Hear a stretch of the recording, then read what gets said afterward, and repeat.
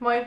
Mä ajattelin tehdä tänään semmosen make-up-tutoriaalin tosta semmoista vähän niinkun old school-tyyppisestä meikistä, niinkun, koska mä rakastan niinkun semmoista 80-luvun muovia ja meikkejä ja semmoista, niin mä oon kehittänyt vähän niinkun oman version siitä meikistä.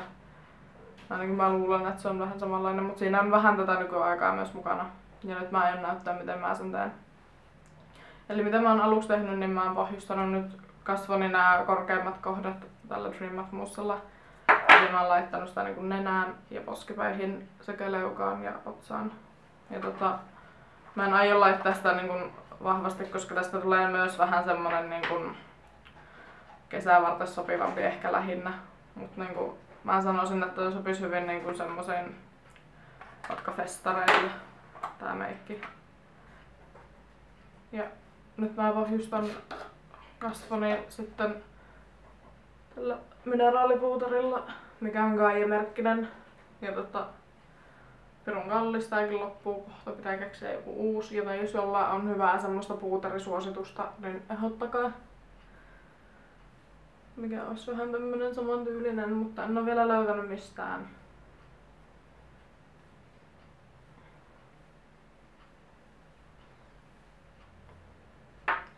Ja tästä on tarkoitus tehdä oikeasti semmonen niin kuin kevyys vaan tästä pohjasta, ettei ruveta oikeasti niin kuin vetämään hirveitä maskeja naamaa. Että se ei jotenkin mun mielestä kuulu siihen tyyliin. Ja mitä mä tykkään nyt aloittaa ekana itse, niin mä korostan valkealla mun kulman täältä yläosaa ja sitten silmäkulmaa. Ja tähän kannattaa olla hyvin muotoilut kulmat sillä lailla, että ei essyttä karvoja tuolle vaalealle alueelle.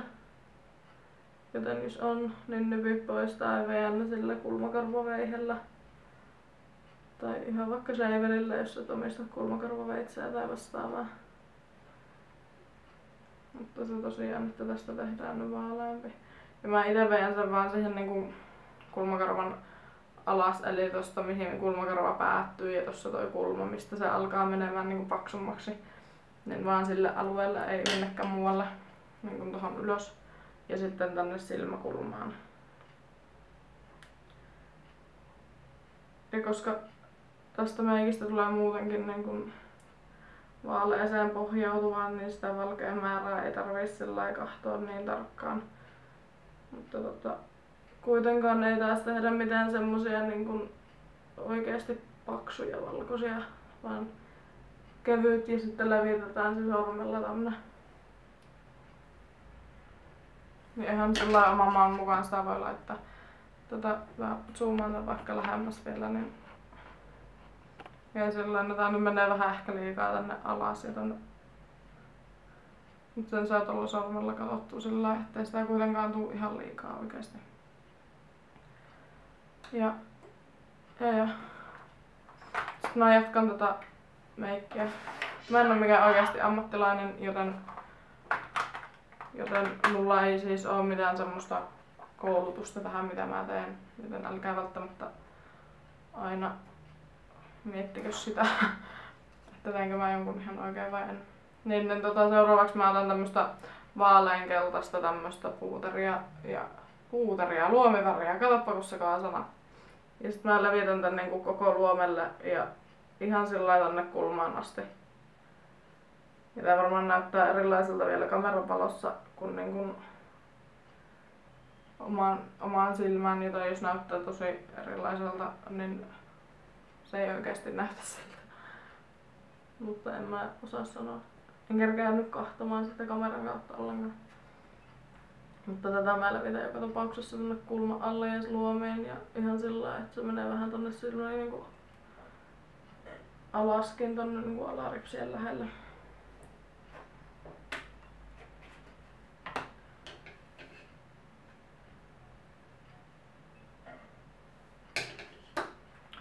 Ja sitten mä käytän tämmöstä niinkun muotoiltua päätä, niin käytän sitten siihen, että vedetään tuolta toi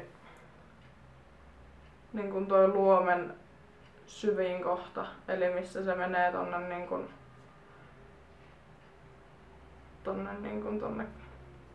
kuoppaan toi luomi, niin siihen laitetaan tota mustaa.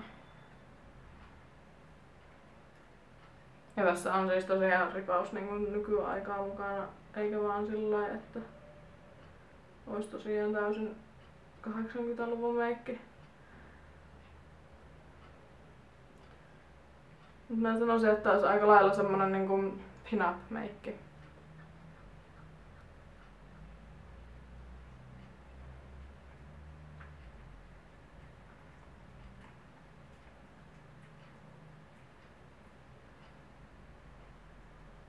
Mä oon muuten ihmetellyt monesti että mistä helkutista tää tulee tää tämmönen ihmekissan silmäsysteemi.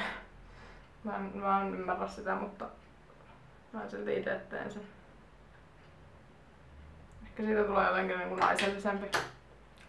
En tiedä. Koska mä teen kaiken epäjärjestyksessä, niin nyt mä jatkan mun poskista ja ihosta. Eli mä korostan poskipäitä ja se saa olla aika siis semmonen niin kuin näkyvä ja huomattava ero. Ja kesällä varsinkin valoa on niin paljon, että sit se varjo ei ehkä ole ihan niin kuin saman vastaava. Mä en tiedä sitten tuleeko siitä niin kuin tummempi sitten varjosta vai vaaleampi, mutta mä veikkaisin kuitenkin, että siitä tulee vaaleampi ja laitetaan sillä ihan niin kuin reippaasti. Ja katsotaan se muoto sillä, että kun katsot kasvoja niin kuin suoraan eestäpäin, niin että se varjostus näkyy myös siinä reunassa. Mutta ei tietenkään toki ikinä liikaa saa laittaa, koska sit se ei näytä mun mielestä ollenkaan hyvältä. Jonkun muun mielestä voidaan taas näytä tämmöisiä mielipidejuttuja ehkä, mutta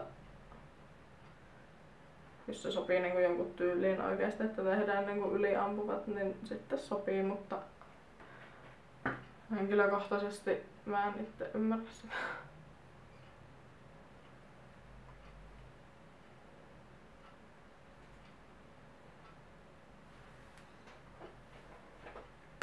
Ja tää puoli nyt näyttää paljon selkeämmin, koska tää on nyt varjosapuoli muutenkin.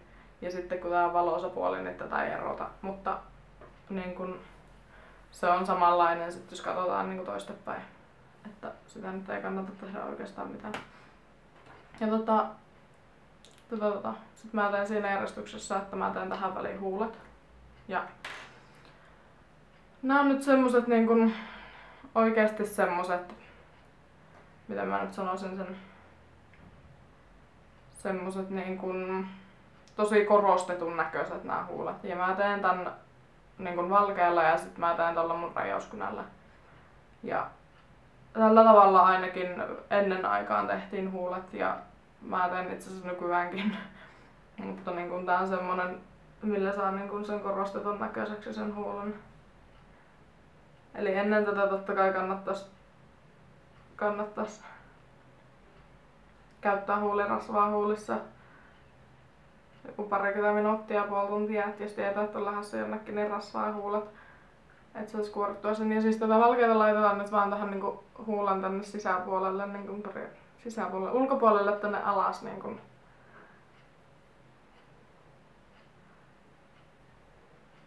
Että sitä ei niinku levitetä muualle kuin tänne näin. Ja sitten ylös justiin tähän näin. Se ei nyt tässä kamerassa tää ylähuuli näytä näkyvän, mutta kuitenkin niin sillä, että se tuodaan korostetusti siihen. Ja tällä hetkellä tää näyttää vielä ihan semmoiselta, että ok, että mitä ihmettä toi tekee, mutta uskokaa mua, sitä tulee vielä hyvä. Ja sitten mä just käytän tätä Oriflamen Verume Grip Crayon, tämmöstä nude-sävyä.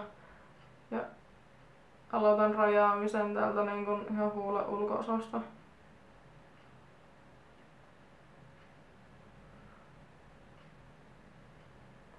Ja etenen aina niin kuin sisälle päin siitä.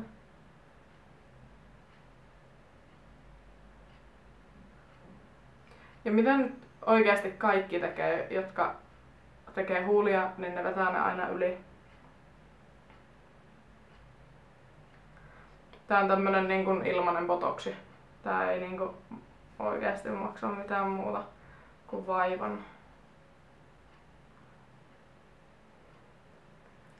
Mutta toi rajaus vedetään niinku ihan tonne huulen tonne rajalle, siihen ihon ja sen huulen rajalle. Että ei vedetä sitä niinku huulen päälle, vaan se tulee sen ihon päälle. Ja sit lähdetään niinku menee tosta tonne keskemmälle. Ja totta kai se, että mitä tummempi sulla toi ulkoreuna on, niin sitä korostetummalta se näyttää.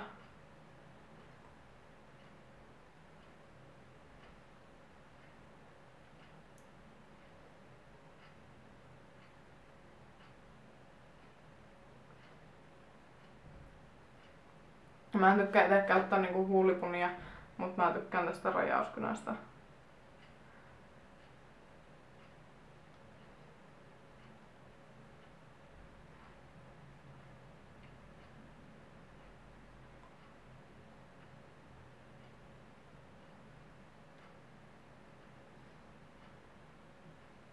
Ja sitten tehdään sillä lailla, että jätetään toi niinku huulen korkeampi kohta niinku sillä lailla, että siihen jää sitä, no se vaalea kultaa sieltä alta joka tapauksessa. Mutta sillä lailla, että ei tehdä siitä kuitenkaan niinku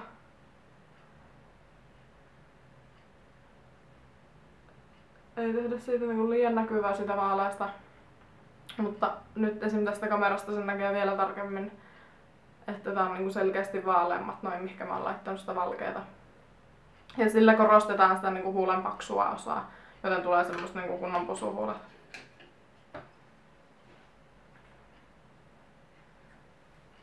Ja sit totta kai ripsaria ja mä käytän siihen nyt tätä Fat Lash Blackout Mascaraa Verona-sarjaa.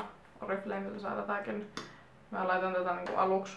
Ja nyt mä teen vaan sillä lailla, että mä laitan sitä vaan nyt niinku aluksi tonne yläripsiin.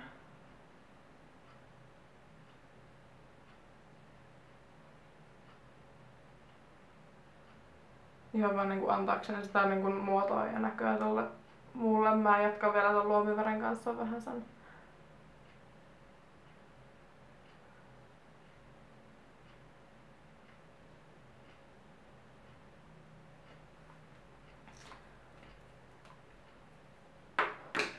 Ja sitten jatketaan tosiaan tällä tämmöisellä kulmikkaalla päällä. Ja käytetään sitä mustaa. Otetaan semmoista niinku, no mustaa niinku kevyenä kerroksina lähinnä, että mulla tää nyt ei ihan ole niin musta. Joten tää on mulle hyvä. Mitä me tehdään? Me lähdetään viemään tää niinku tänne alaluomeen niinku osittain. Mutta se, että me ei viedä sitä niinku kiinni tonne silmään, vaan se tulee oikeasti tänne niinku ripsen alle. Sillä että mihin alaripset päättyy, niin siihen tulee se raja, ainakin mulla. Niillä joilla on pitkät ripset, niin sitten vähän se menee sinne ripsen alle kylläkin, mutta se mitä meinaa.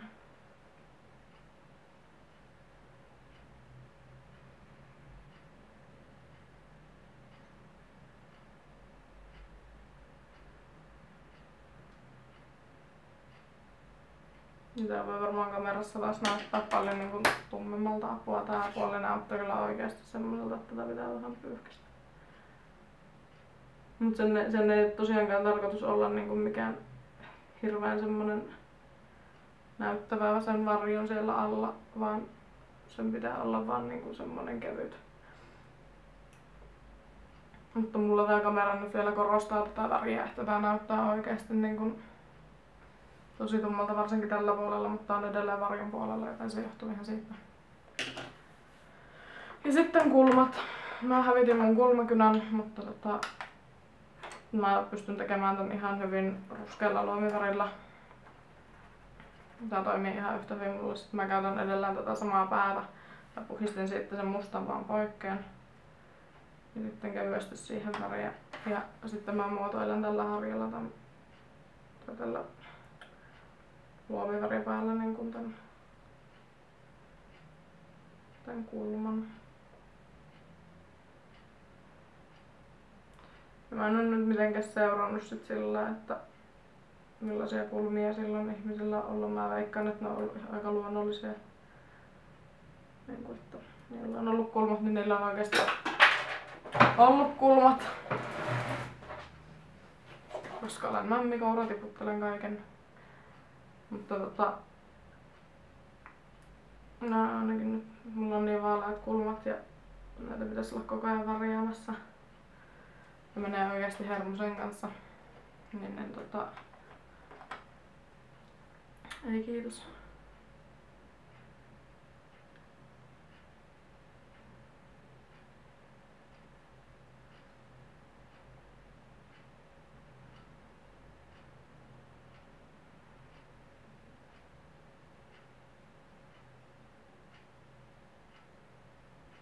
Tärkeintä tosiaan, kun itse tekee kulmat, niin on saada niistä niin kuin samanmuotoiset oikeasti niin kuin kummaltakin puolelta. No, mulla se totta kai vähän vaikeuttaa toi mun kulmakorusteet touhua, koska mä en oikeasti niin kuin pääse kunnolla tonne ainakaan tuohon renkaan alla. Mutta just se, että mistä se kulma alkaa ja mihinkä se päättyy, että tähänhän tulee nää, että jos kahtoo, niin kuin, että nenästä ja silmäkulmasta näin päin, niin sen kulman pitäisi päättyä tonne. Ja sitten periaatteessa sama niin kuin tähän, että nenästä ja silmäkulmasta, niin se toinen on täällä. Ainakin niin mä tän oon tehnyt itselleni, joten toi nyt pitäisi viedä vielä pidemmälle ja tää kanssa. Mutta tosiaan jokaisella on niin omanlaiset ne niin kuin silmät ja kulmat ja kaikki, että kukin tekee omalla tyylillään, mutta tää nyt on mun tyyli. Nyt mä laitan ripsiväriä sitten myös ihan vähän tonne alaskin. Ja mä laitan sitä vaan ihan sillä kevyesti, että toi mikä tuolla toi varjo tulee nyt tonne sitten tosta luomiväristä tonne ripsien alle. Niin että se vähän niinku häipyy siitä. Ja muuten mä jätän niinku ripsit aika kevyesti. Eli jos tää kamera nyt tarkentaa, niin tulee niinku tällä tavalla. Nää ei nyt oo ihan niin tarkat ja tasaiset mitä mä olisin toivonut, mutta mulla ei niitä aikaa laittaa paremminkaan. Niin kun tää olisi nyt semmonen niin aika lailla semmonen pin-up meikki. Totta kai nykyään tehdään vielä tummemmin ja rajataan sitten niin kun eyelinerilla tosta toi silmeen muotoillaan niin sillä radikaalisti, mutta tää on niinku semmonen sanotaan enemmän vanha ajan meikki niinku yhdistettynä siihen pin-upiin. Ja seuraavaksi mä näytän nyt miten saadaan tehtyä itse helposti sitten ne hiukset. Mutta kiitos kun seurasit ja anna kommenttia mitä mieltä oot meikistä ja millaista meikkiä niin kun jatkossa ja tämmöstä. Moi moi!